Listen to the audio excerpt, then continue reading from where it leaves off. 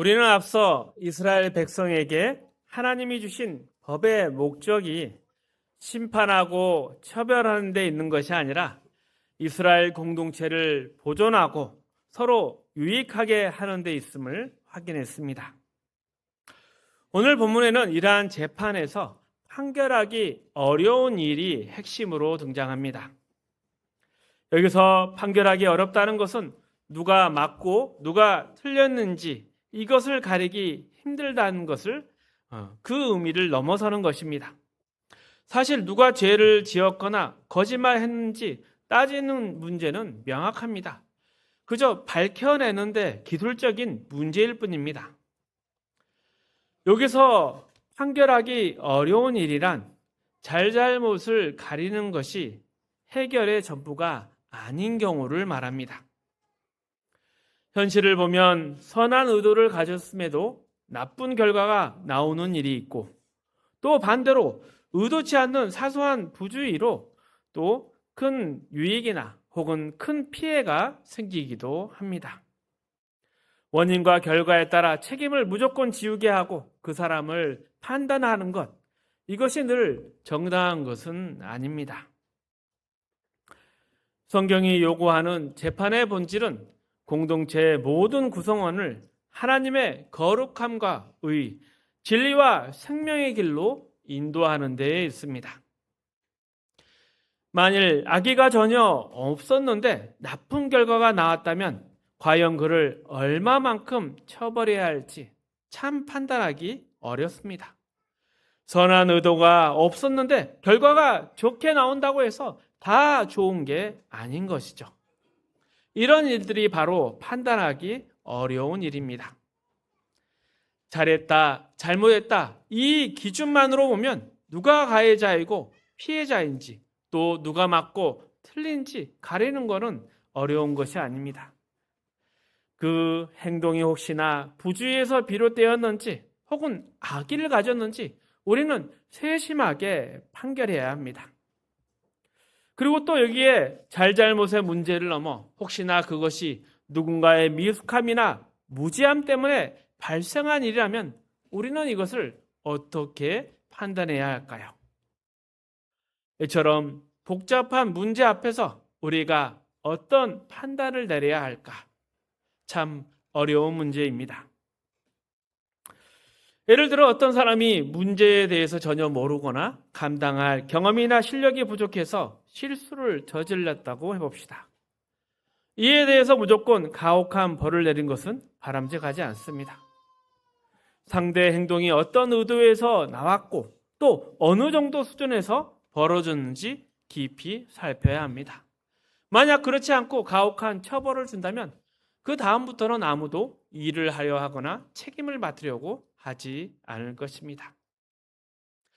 그러니 우리는 이런 판단 앞에서 부모가 자식을 바라보는 마음으로 하나님의 은혜와 긍휼이 필요한 한 사람의 심령을 귀하게 세심하게 볼 줄 알아야 합니다. 솔로몬이 왕이 되었을 때 하나님께 지혜를 주십시오 기도한 이유도 바로 여기에 있습니다. 솔로몬이 나는 어린아이와 같아서 백성 앞에서 출입할 줄을 모릅니다 라고 고백을 했습니다. 여기서 출입을 한다는 것은 문을 열고 닫는 물리적 행동을 의미하는 것이 아닙니다. 이스라엘의 왕으로서 백성에게 어떤 모범과 표준을 보여야 할지 그 무거운 책임을 통감한다는 뜻입니다.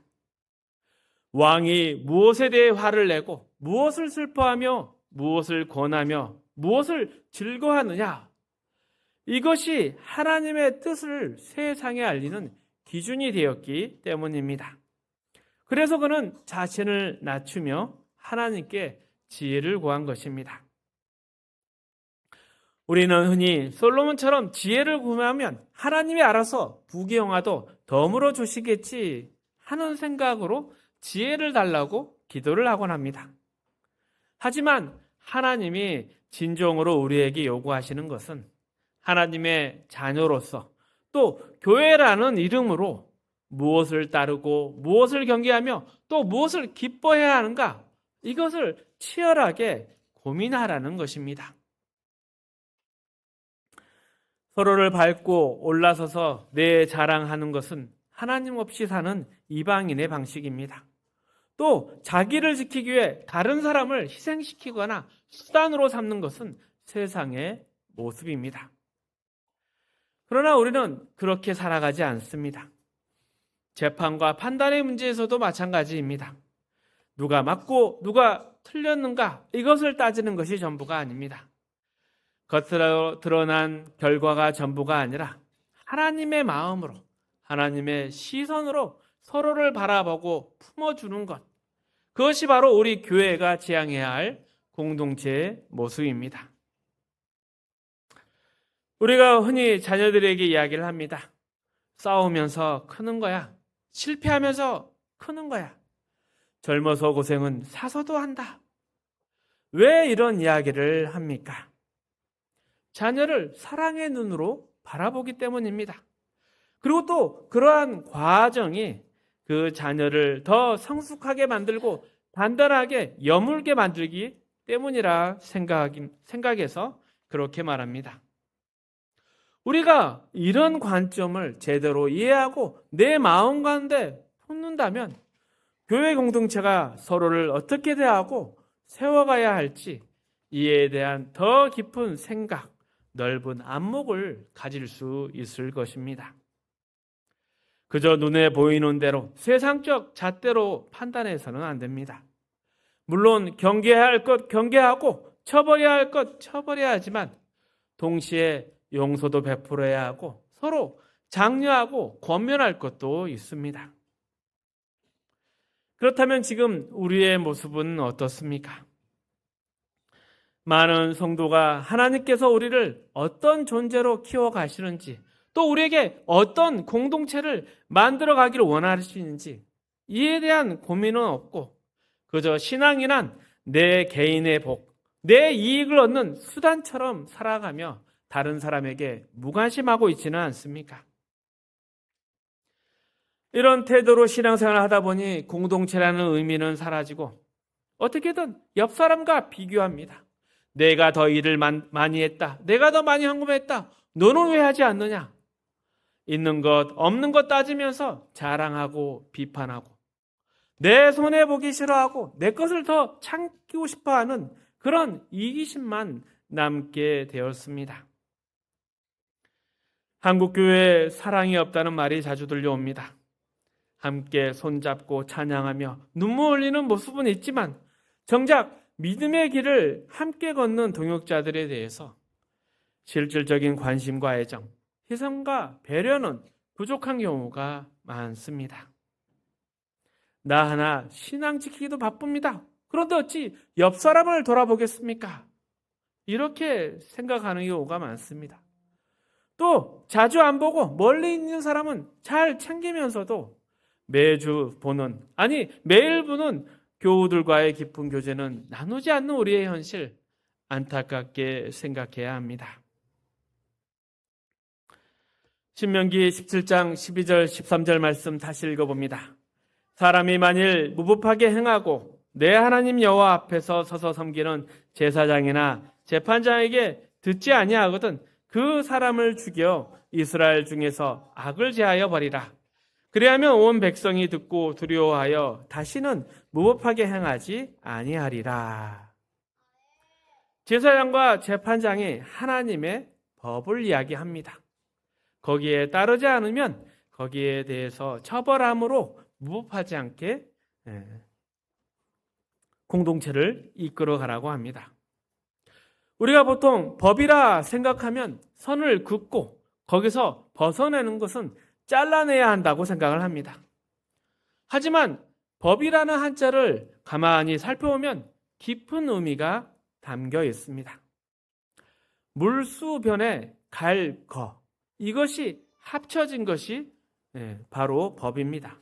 그러니까 물이 함께 흘러가듯 이런 뜻을 담고 있는 것이죠. 물이 무조건 직선으로만 흐릅니까? 아닙니다. 흐르다가 막히면 잠시 고여서 넘어가고 낮은 곳을 향해 자연스럽게 굽이쳐 흐르는 것이 바로 물의 흐름입니다. 이처럼 우리에게 주어진 법은 기계적인 법칙이 아니라 한 사람의 생명, 한 인격을 보살피기 위해서 존재해야 합니다. 어떻게 사람을 기계 다루듯 할 수 있겠습니까?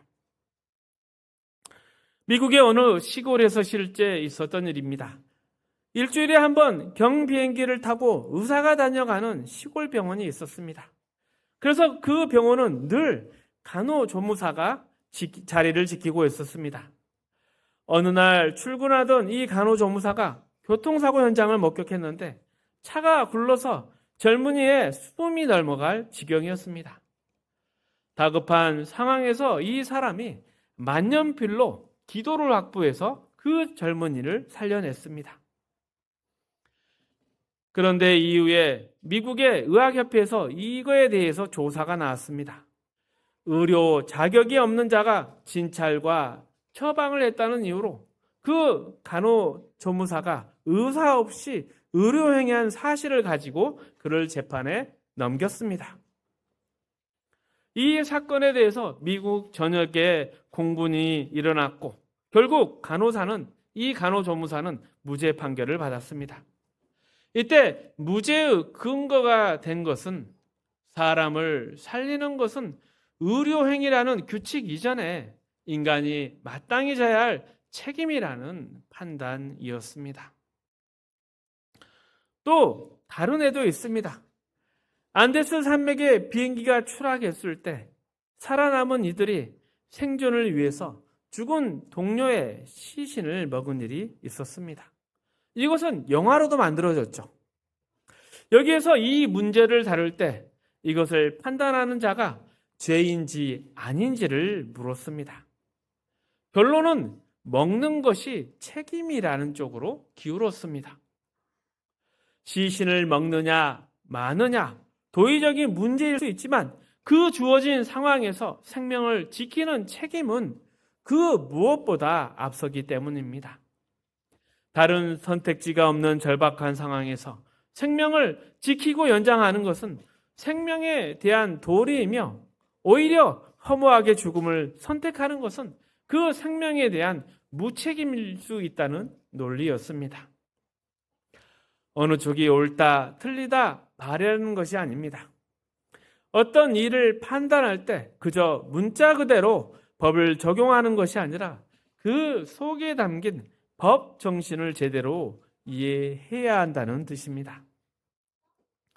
법이란 사람을 죽이기 위해서가 아니라 사람을 살리고 지키기 위해서 존재한다는 사실을 꼭 기억하시길 바랍니다. 성경이 제시하는 율법도 하나님께서 사랑하시고 복 주시기를 기뻐하시며 영광스럽게 빚어가려는 자녀들을 위해서 주신 선물입니다. 울타리입니다. 결코 서로 칼을 휘둘러서 상처 입히거나 죽이라고 주신 것이 아닙니다. 그렇다고 무조건 감싸고 아끼고 묵과해서는 안 됩니다. 매를 아끼면 자녀를 망친다는 말처럼 법 또한 하나님의 뜻에 맞게 정당하게 사용해야 합니다. 아직 인생이 무엇인지 또 사람이 무엇인지 이 세상이 어떻게 돌아가는지 모를 때는 어른들의 삶과 결정이 그저 우스워 보일 때가 있습니다. 왜 저렇게 살까? 이해가 되지 않고 또 비겁하게 보이기도 합니다. 무조건 기성세대는 물러가라고 목소리를 높이기도 합니다. 과거 우리나라 민주주의 과도기 속에서 젊은 세대가 큰 기여를 한 것은 분명한 사실입니다. 하지만 그때 모든 기성세대를 비겁한 타협주의자로 몰아붙였던 것은 어리석었다고 생각을 합니다. 좋은 전통과 정당한 권위도 함께 사라져버렸습니다. 그들이 그렇게 행했던 이유를 이제야 생각해보면 사실 법과 인생에 대한 깊은 이해가 부족함에도 불구하고 그저 본인들이 칼자루를 쥐고 휘두르고 싶었다고 저는 생각합니다. 나의 의의가 증명되고 인정되기 원하는 모습들이었죠. 그리고 이것은 젊은 세대만의 문제가 아닙니다.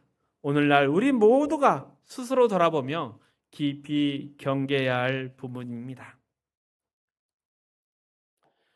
어느 교회에 모두가 우러러보는 아주 유명한 장로님이 계셨습니다. 그분의 간증과 신앙 이야기를 들으면 누구나 눈물 흘릴 남다른 감동이 있었고 교회 안팎에서 그 영향력이 대단하였습니다. 그리고 그 누구보다 하나님을 섬기고 교회를 섬기는 일에 늘 앞장을 서셨습니다. 그런데 어느 날 그 장로님에게 병마가 찾아왔습니다. 그래서 교회 온 교우가 그분을 위해 매일 순번을 정해 눈물로 릴레이 기도를 드렸습니다. 그리고 내심 하나님께서 분명히 이 장로님을 살려주셔서 건강하게 만들어서 큰 일을 하실 것이다. 이것이 간증이 되고 하나님의 영광이 드러날 일이라 믿었습니다. 하지만 결국 그분은 소천하셨고 교회 모두가 큰 충격과 슬픔에 빠지고 말았습니다. 그런데 시간이 지나 하나님께서 이 일에 대한 위로와 해답을 교회에 주셨다고 합니다. 하나님은 그 장로님이 없어도 전혀 손해를 보지 않는다는 사실이었습니다. 사도행전을 보십시오.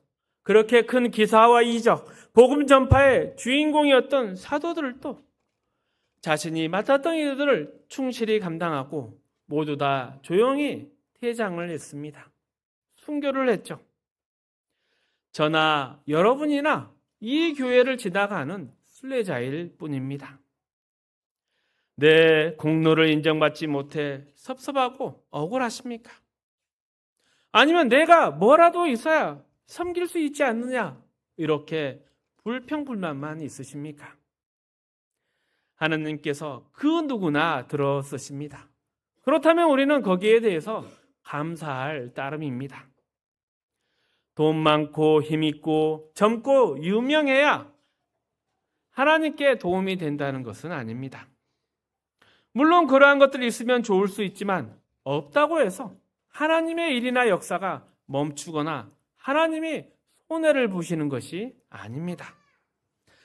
하나님은 그 누구를 통해서도 일하실 수 있고 교회에는 주님 오실 때까지 땅끝까지 복음을 전할 것입니다.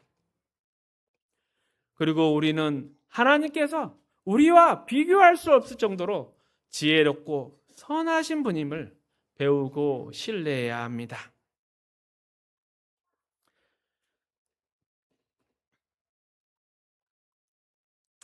여러분의 기억 속에 주일학교는 또는 교회는 어떻게 기억되고 있습니까? 제게는 늘 교회가 즐거운 놀이터였습니다. 벅벅한 세상과는 달리 경쟁도 없고 교회는 누구나 웃으며 인사할 수 있는 그런 편안한 곳이었습니다. 사는 것도 그냥 저냥 비슷했습니다. 그런데 지금 우리의 모습은 어떻습니까? 교회는 그저 복비는 사람들이 모인 곳으로만 느껴지고 교회를 생각할 때 참 따뜻하다, 참 진실되고 거룩하다 이런 감동이 사라져 버렸습니다. 만약 우리의 교회의 자랑이 새롭게 고쳐서 참 편의시설이 좋다 이것뿐이라면 참 안타까운 것입니다. 지금의 한국교회의 현실에 대해서 감히 말씀드리자면 우리는 크게 가슴치며 아파야 합니다. 다른 교회를 비판하려 하는 것이 아니라 우리라도 우리 삼평교회라도 그런 사랑이 넘치고 따뜻한 교회를 함께 만들어 가자는 것입니다. 하나님께서는 우리의 생명과 인격을 풍성하고 아름답게 갖고 가기를 원하십니다. 그리고 기독교의 모든 성도는 왕 같은 제사장이자 어찌 보면 교회의 주인입니다. 우리가 속한 이 공동체를 책임 있게 지키고 또 그 구성원으로서 이 공동체의 품격과 질을 높이는 그런 사람이 되어야 합니다. 따뜻함과 거룩함, 인자함과 오래 참음, 이런 아름다운 성경적인 덕목으로 이 공동체를 빛내고 약속하고 또 책임지는 우리가 되어야 할 것입니다. 남 탓하고 교회에 사랑이 없다고 불평하기보다는 내가 먼저 이 공동체를 책임 있게 지키며 또 다른 사람을 섬기는 그런 태도가 우리에게 꼭 필요합니다. 이럴 때 우리 가운데 천국의 기쁨과 행복이 누려지고 또 나누어질 수 있을 것입니다. 이러한 삶을 살아가는 멋진 자녀가 되시기를 축복합니다. 말씀을 정리하겠습니다. 성경이 말하는 재판의 본질은 단순히 잘잘못을 가려 처벌하는 것이 아닙니다. 그 구성원을 하나님의 생명과 진리의 길로 인도하여 공동체를 보존하는 데 있습니다. 우리는 세상적 잣대로 서로 비교하거나 또 경쟁하며 또 내 유익을 위해 상대방을 수단으로 삼는 이방인의 생각을 버려야 합니다. 진정한 하나님의 지혜는 결과만을 따지는 것이 아니라 그 속에 담긴 법의 의도와 또 인간의 연약함을 깊이 살피는 것입니다. 때로는 이해할 수 없는 아픔이나 슬픔 속에서도 하나님의 지혜를 신뢰하며 서로의 연약함을 품고 동역자를 책임있게 지키는 그러한 신앙의 모습을 갖추기를 원합니다. 교회는 복을 구하는 곳이 아니라 따뜻함과 거룩함 그리고 오래 참음으로 서로의 삶을 높이며 서로 사랑하는 공동체가 되어야 합니다. 먼저 실천하고 섬김으로 하나님의 귀한 자녀로 세워지고 또 주시는 복을 누리고 나누시기를 축복합니다.